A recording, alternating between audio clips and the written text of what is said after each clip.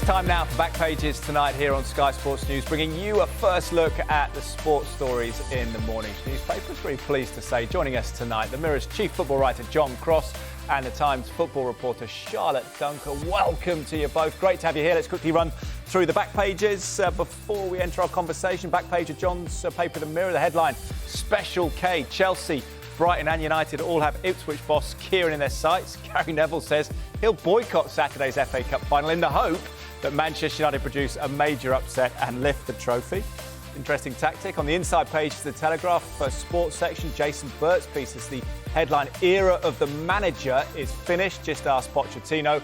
And an exclusive from Matt Law, Argentine Pochettino could be top candidate for the England hot seat, and Chelsea players in online meltdown at departure. Pochettino's departure, presumably. And the back page of The Sun also has that line on Pochettino, Poch for England, that Mauricio would love Southgate's job, but Man United may nab him first. And the back page of The Guardian leads with Maresca enters race. Chelsea either Leicester coach with McKenna in demand, and from Burnley to Bayern, the image of Vincent Kompany looks poised to take over at the Bundesliga club, 6 times champions of Europe.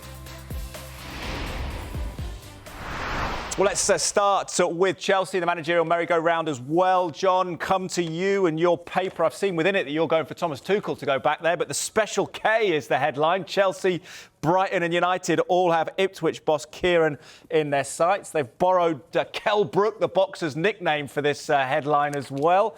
Is it too soon for the 38-year-old, though, these links? Yeah, I feel like I've written a hell of a lot on Kieran McKenna and actually the managerial merry-go-round in general today. I do think there's an element of whether Kieran McKenna, and that's, one of the pieces I've written, I guess, is that basically should he stick or twist? Where is he in his managerial career? I was at the LMA dinner last night to see him pick up not just the Championship Manager of the Year, but the overall managerial award. And he's done a magnificent job back-to-back promotions to take them from League One into the Premier League, working with basically the same sort of squad. And there's no doubt about it, he's earned huge respect, huge admiring glances from Brighton, who I think are kind of well on their way really to looking at replacements for De Zerbi. They've got him in their sights. He's clearly got a link with Manchester United. And also, I think then that Chelsea are clearly looking for a new manager as well, and he certainly fits what Chelsea are looking for. But what is it a gamble at this stage for McKenna to actually jump ship and leave Ipswich? You could almost say, in some cases, it's a gamble to stay put because he's going to be on a hiding to nothing. It's a difficult one at Ipswich, and if they go down, if he takes them down, then is his reputation damaged? So it's all in the melting pot. I think he's one of England's brightest young managers within the game, and I do think he's in demand, and I do think Chelsea have got him as one of their clear sights, really. We did have a straw poll amongst us reporters, and I went Tuchel just because he knows the club, knows how mad it is, and it doesn't really take a football manager, but more of a miracle worker to, I think, turn things around at that club. We've seen managers in recent decades go back to Chelsea as well, so it wouldn't be a new thing. The Mirror as well, Charlotte, get your take on it. A new manager, miracle worker, a new manager crossed out, miracle worker required is the headline here. When you think about it for McKenna, would Brighton represent a logical and safer choice than Manchester United and Chelsea? I think, yeah, you are right in terms of McKenna, but I think if you look at any of the names that are on the shortlist, they've all got to take a step back and think, what could go into Chelsea do for their reputation? We know Pochettino, it hasn't damaged his reputation because everyone was wondering why on earth they got rid of him. But if you look at the reasons why it went, they didn't have a very strong relationship between Pochettino, the board, the chaos behind the scenes. So if you're a manager going into that, you know that that's what you're walking into. Todd Bowley's had 4 managers in 20 months. So it's not someone who isn't afraid to give you the sack. You're not really going to get the time that you necessarily need to turn the mess around. Obviously, we've seen they've signed 30 players since Bowley got there. So it is this club with plenty of chaos attached to it. That might appeal to some managers. They might think that they have, like they say, the magic wand to go in there and fix all these problems. But I think with other clubs needing managers as well, I think someone like Kieran McKenna, you're right, could sit there and look at Brighton and think a solid club, good recruitment, good backroom staff, good structure versus the chaos that is ensuing at Stamford Bridge. what exactly is it does he want as his next move, but he's earned the right to make that decision with the job that he's done at Ipswich. Absolutely. It's shifting sands as well, isn't it, in terms of the managerial role, John? A feature from Jason Burt in The Telegraph on that. Era of the quote-unquote manager is finished. Just ask Pochettino. And there's a diagram detailing the hierarchy at Chelsea as well to figure out who everyone is and what they do. Apparently, Jason writes that there's now more head coaches than managers in the Premier League for the first time. Should they have less pressure on them then, John? Should the responsibility be passed upwards now? Or do you think that's not going to be the case? Less power and just the same responsibility? You know what? That was another topic of conversation that cropped up at the LMAs last night. Why don't sporting directors put themselves in the spotlight? Why don't they put themselves more forward for media interviews? I actually think it's a really good point. If you are going to basically make a kind of sporting director and a structure front and centre, I'm surprised that basically, so many keep a low media profile. They're happy to take the plaudits, but kind of shy away from the limelight when it goes wrong. I think Jason's piece is absolutely spot on. It's a really good, interesting take on things, actually, simply because it's making the point, isn't it, that basically the ideal for a lot of clubs now is to have a structure behind the scenes, sporting director, recruitment, really, really strong background setup so that you can recruit the manager. And even if you perhaps sort of lose the manager along the way, if it doesn't go well, either he quits or kind of you recruit someone else, then actually the whole setup behind the scenes stays in place. Brighton's a great example of that, isn't it? They go from manager to manager, and then basically the structure remains stable behind. A lot of people in football think Tony Bloom's the best owner, chairman within the business, and basically they keep a strong structure even if they lose, say, like De Zerbi. Are they going to miss him next season? I suspect not. No, it may not well as well. What about Pochettino and his future, whether he's a head coach or a manager, Charlotte? Interesting piece. We'll get to the Sun in just a second. But Matt Law in The Telegraph, we saw it probably just there on the sidebar. Argentine could be top candidate for England hot seat. What do you make of the potential for that to come about? I think he's said before in the past, hasn't he, that he would relish the opportunity to manage England. We don't know what's going to happen at the end of the summer. Obviously, the Euros are coming up.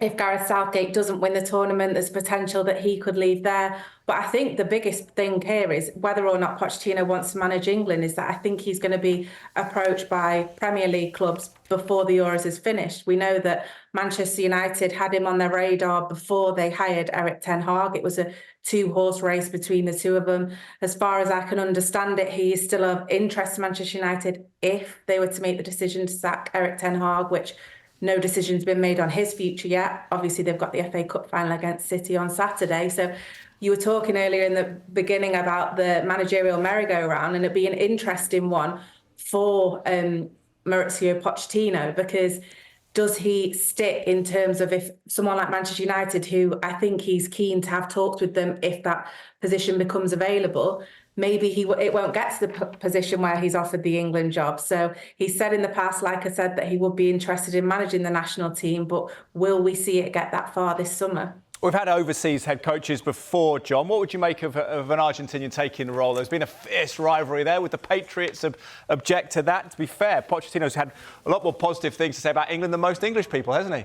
Living here. Yeah, and he almost feels like an adopted Englishman, doesn't he, really? Yeah. I mean, I love Pochettino. I think he's become a bit of a media darling, and I'm kind of, I don't know, secretary, chairman and chief executive of the Mauricio Pochettino media fan club, frankly, at times. It feels like. But I have to say, I just do not see this one because, listen, different journalists hear different things, but I would be staggered if frankly, the FA were able to appoint Mauricio Pochettino as England boss. And listen, that take on it, I think, is fair enough. Basically, Pochettino would love Southgate job. Let's be absolutely clear here. The FA's number one priority is to keep Gareth Southgate. He's contracted until December.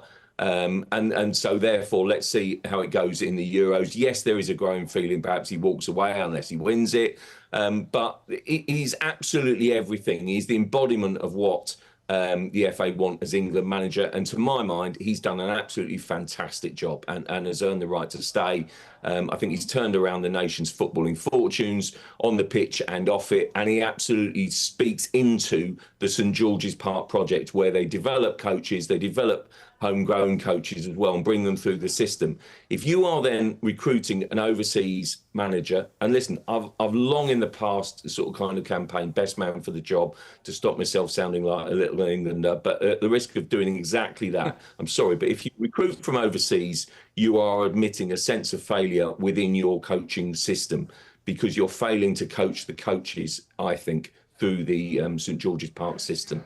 And I'm afraid to say also, I would be amazed, frankly, if an Argentinian taking over as England manager, bearing in mind the rivalry in the past, in every sense, would be acceptable to the England supporting nation. I know we all love Poch and everything that goes with it, but I'm sorry, but he probably might not be allowed back into his own country, let alone manage England. So I can't see that one. Been an interesting move, some really interesting quotes about Pochettino saying how much he enjoys life in England, how welcomed he was, and contrasting that perhaps with other countries subtly as he's moved around. Talk about a man who's moved around, almost adopted Englishman himself, I suppose, but he's multilingual, speaks German apparently, which will come in handy. Charlotte Vincent Kompany in the Telegraph, set for Bayern, they report. Mark McGrath, German Giants want Burnley coach despite their relegation. Can you make this makes sense for the 33 times champions of Germany, 6 times champions of Europe, to get a guy who's just taken a team comfortably down to the second tier? I mean, talk about a massive step. I know we were talking about McKenna coming up to the Premier League, but this would be absolutely huge, and it sounds like it's about to happen. So I think if we take away the fact that he got Burnley relegated, which I know is a big thing to take away, if you look at the style that he likes to play, how he got Burnley promoted to the Premier League, the players that he had, the budget that he had, that's going to be totally different in the Bundesliga. But I think the pressure is on for him to win trophies there. They finished third in the league this season. These fans are expectant. Like you just said, they've won 33 German titles, 6 Champions Leagues. He can't just go there and expect to be a mid-table side or be battling relegation or anything like that. So the pressure on him is going to be absolutely immense. But yeah, what a wild summer we're in for in terms of all the different managers changing clubs and the managerial roundabout. And this definitely wasn't one that many of us saw coming, I don't think. No, we didn't, John. I want to see what precedent this would be. Bayern's Vin move on the back page of the Sun. Martin Blackburn also reporting it. Sky Germany, as we've reported on Sky Sports News, also across the story, say Kompany wants to go and that talks have opened between Bayern and Burnley. But in terms of precedent, would Kompany, if he'd played attritional football and stayed up last season, be wanted by Bayern? And how difficult is this going to make it for smaller clubs if managers go there to showcase their styles and perhaps not worry about results? Look, I think that it's interesting, isn't it? More and more clubs are going for younger, just retired managers. You've just seen, Arsenal have a great time with Mikel Arteta, Xabi Alonso working wonders by Leverkusen. I guess that might be a justification on this one for Bayern Munich. But personally, I'm staggered. I'm surprised, and then some as Charlotte is really about this one, simply because I think it's easy to forget that Burnley spent a lot of money last summer. And a hell of a lot on transfers. And frankly, yes, they did play nice football and stuck to his principles, but where did it get them? And that, I actually think that shows a lack of adaptability and a lack of kind of, being able to vary it and shift it, really. And I actually think they've gone down without a whimper. And I'm surprised that Kompany hasn't had a little bit more question marks about the job he's done and a bit more criticism. I do think, and again, he's a bit of a media darling, isn't he? And and I think he sort of kind of escapes some of that criticism.